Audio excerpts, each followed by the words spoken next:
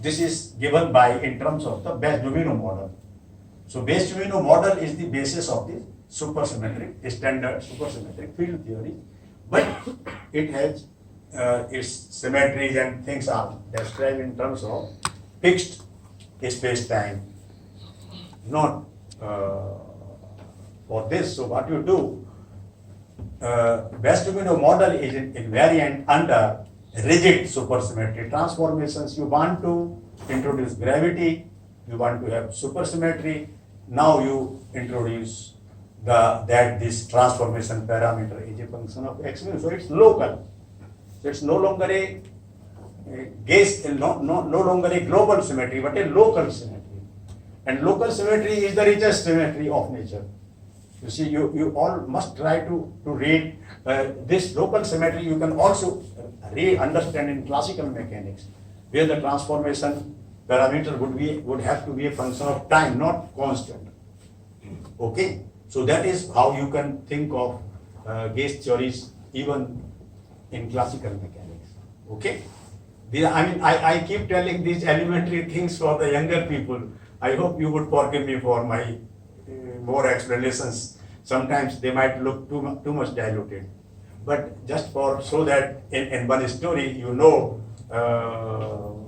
what these things are, what are we talking about, what is under discussion. Okay, so you see, we started off with a let us say a Base-Domino model, which is or a field theory, some field theory which is invariant under supersymmetry transformations but rigid. So those who are interested in going or trying to understand at some point of time string theory, they must look into the Base-Domino model. So it describes a scalar field and a pseudo-scalar field and a scalar and a spinor field. All of them are initially having masses and some coupling terms. Coupling terms involve some products of the fields. Okay, but for unbroken supersymmetry, they are all same. The mass, all the fields would have the same mass. All the interaction terms would have the same coupling. Then the supersymmetry would be. For that reason, you might discover that many people talk of broken supersymmetry in one way or the other. What is that? Because it is up to you. I have mass m1, m2, m3. In what manner? I put m1 equal to 0, but m2 not equal to 0, m3 equal to something different. So these are different ways of breaking the supersymmetry. Young people, they sometimes really remain lost. ये क्या हो रहा है? Broken, किधर से broke हुआ? कैसे हुआ? Supersymmetry, broken supersymmetry. What is this happening? So for that reason, I am telling you these very, very elementary things. Very, very elementary things. But this is how it is done. So this is one way of looking at the supersymmetric field theory, and this is a way which is here the supersymmetry is called as non-manifest. Why non-manifest? It's not visible. When I write down the Lagrangian, I have terms for one scalar field, terms for pseudo-scalar fields, terms for spinor field, but I don't see any supersymmetry anywhere. So this is not obvious. Therefore, it's called unmanifest or non-manifest supersymmetry. So what is a manifest supersymmetry? There the formulation is entirely different. You talk in terms of you generalize the idea of Minkowski space into a superspace. So you embed your superspace into your Minkowski space or vice versa. So a field is not only a function of x mu but also of some Grassmann variables, theta, theta bar, etc. Just some brief lines of trying to introduce you. So that is called as superspace formulation. I mean, in some 50 years ago, when I was also a child, people used to talk in terms of the superspace formulation and superspace. I used to be at ICTP and this Abdul Salam and many people, they were talking about writing papers on superspace. I used to wonder what was superspace. What was space? Now, you see, when I struggled in learning and understanding things, I feel very enthusiastic in telling these things to the younger people, so that maybe they don't have to struggle too much. They have to struggle a little bit less than what I did. So you can, with less efforts, maybe you can make much more, right? So then, if we do all these things, what we obtain is called as the supergravity theory. So supergravity theory has gravity in it. It has kinetic energy for graviton. It has kinetic energy for gravitino. Here, let me mention one thing, that in the theory of representation of states, the 4 vector P mu is proportional to a vector called as Polyluvansky vector. In German system, people are very rigorous. Even theorists are very, very mathematically rigorous. And I have worked with them for some years. I happen to teach there in German medium. So in a way, it was imposed on me that I had to, for my survival, I had to learn all these things. So P mu, the generator of Lorentz transformations, this is proportional to the Polyluvansky vector. You don't remember, try to remember the definitions of this. So even the time-like components would be proportional to each other. P0 would be proportional to the W0. And this, if you write down proportionality constant, if you write down as lambda, this lambda is the helicity of the state, which is defined as P dot J divided by P0. P3 vector field momentum, J3 vector angular momentum, and P0 is the Hamiltonian energy. This lambda plays a very important role. Like now, if I want to construct, let me explain things a little bit more in the context of supergravity theory. So the simplest supersymmetry is n equal to 1. So in supergravity theory, I would have n equal to 1, 2, 4, and n equal to 8.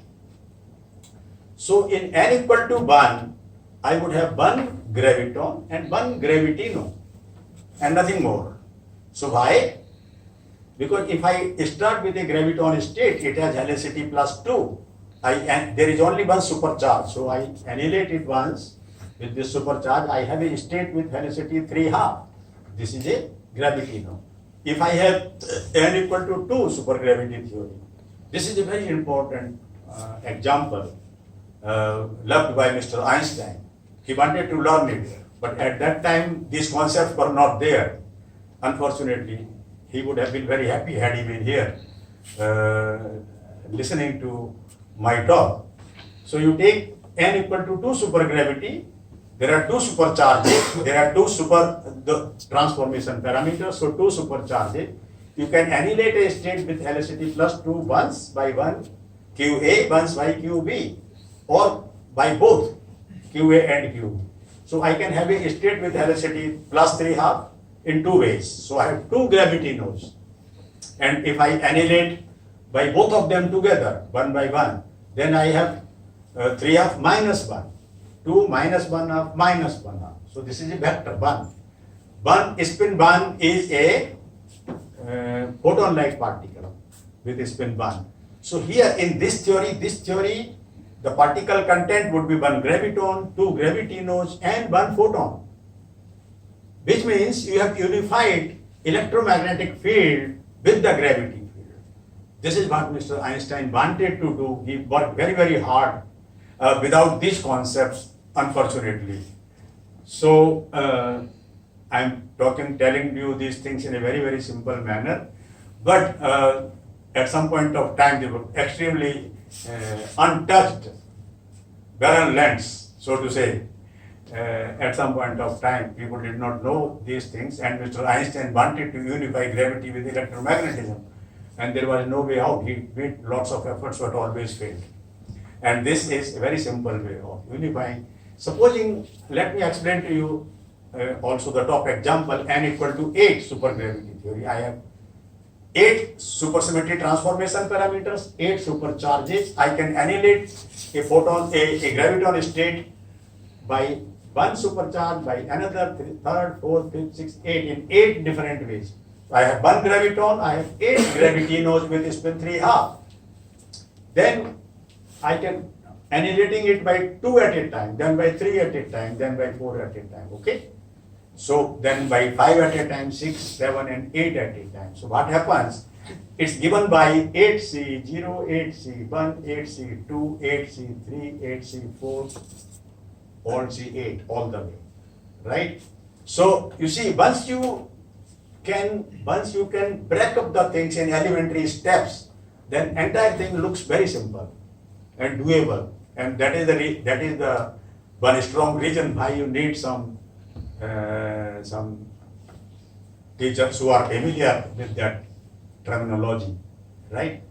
So you have one graviton, 8 gravitinos, then it is 28, 8C0, 8C1, 8C2, then 8C3, so 1, 8, 28, 56, then 70. So here, this model would have 70 Higgs scalars, 7 God particles, 70